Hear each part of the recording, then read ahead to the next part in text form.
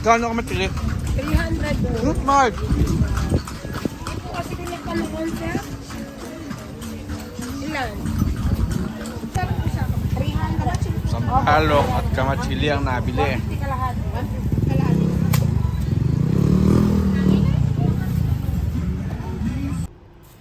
Ito ang nabili kanina. Kamatsili. Isisigang natin yan. Kamatsili.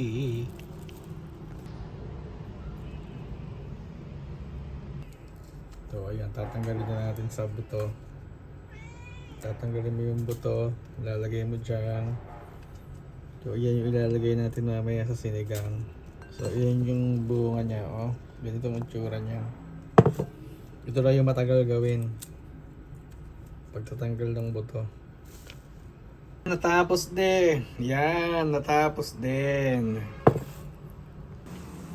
Ayan, nagpakulo na tayo ng tubig.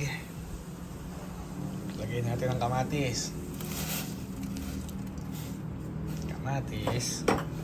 Pakuluin na natin yan. Yung ating kamatsili, hinugasan ko na din to. So ilagay na rin natin to. Yung luto na to, first time ko lang itong gagawin. At bago ko nga ito gawin, kumonsulta muna ako sa nanay ko. At ganyan daw yun. Pagkain namin to dati.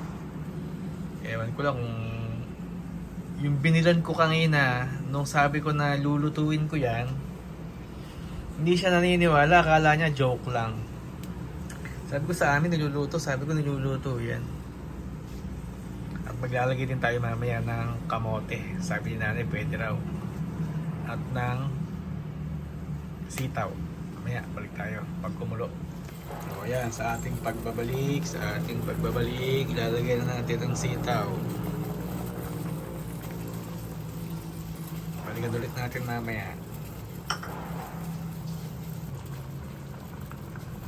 Hayuin natin ng konti para naman magpantay-pantayan. Tayo, hindi naman tayo expert sa pagluluto eh. Pero alam natin yung masarap at hindi. Tikman natin ito mamaya. Mamaya-maya, lalagay natin yung kamote. Pero baka naman pwede nang ilagay.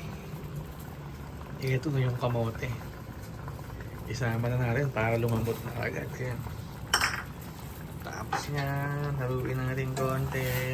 Yan. Balikan natin mamaya. Ayan na, para luto na yung ating mga sangkap. So diba hindi ako naglalagay kanina pa ng asin. So sa tingin ko kasi dito tayo kukuha ng alat. Ito yung ating pang main event. Ay, no. Lagay na natin ang isda na yun. Sa tingin ko lang dyan siya alat. So pag hindi siya maalat mamaya, di lagyan natin ng asin. Diba? Pero yan talaga yung nagpapasarap dyan. Parang ito, ang dami nito. Siyam yata itong isda na to. O, hintayin ulit natin kumulo yan. At ayan na nga, kumukulo na siya. So hintayin natin lumambot yung isda. So parang kanina natikman ko, parang yun na nga yung lasang hinahanap ko. Hindi na ako naglagay ng asin, saktong-sakto na yung alat. Ayan o. Maya-mayang konti, hintayin natin lumambot yung kamote at ready na.